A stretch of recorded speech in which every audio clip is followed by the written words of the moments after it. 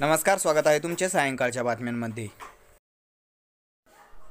राज्यात सोयाबीनच्या दरात सुधारणा होऊन ते प्रति क्विंटल 3700 रुपयांपर्यंत गेले आहेत। इराणकडून वाढलेली मागणी तसेच मक्याचे भडकलेले दर आणि मध्य प्रदेशात भावांतर भुगतान योजनेची सांगता यामुळे सोयाबीनचे दर वाढले आहेत। शेतकऱ्यांनी आपला माल विकण्यासाठी ही योग्य दर पातळी आहे। किमान निम्मा माल या किमतीला विकून टाकणे शेतकऱ्यांसाठी ते फायद्याचे ठरेल असे तज्ज्ञांचे मत आहे।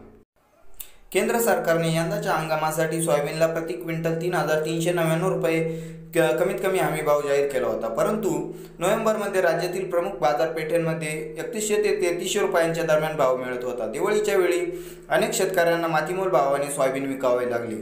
ज्या शेतकऱ्यांनी भाव वाढण्याच्या आशेने माल साठवून ठेवला त्यांना याचा लाभ होणार आहे। अमेरिकेने इराणवर निर्बंध घातल्यामुळे इराणने भारताकडून वस्तू विनिमय पद्धतीनुसार तेलाच्या बदल्यात सोयाबीन, साखर तसेच तांदूळ आदी शेतमालाची खरेदी करण्याचे मान्य केले। याचा फायदा सोयाबीनला झाला। गेल्या 3 महिन्यात इराणकडून सोयाबीनची मागणी सातत्याने वाढत आहे। तसेच दुष्काळ आणि अमेरिकी लष्करी अळीचा प्रादुर्भाव यामुळे देशातील मका उत्पादनात मोठी घट झाली आहे। त्यामुळे पोल्ट्री आणि पशुखाद्य उद्योगाकडून सोयाबीनच्या मागणीत मोठी वाढ झाली आहे।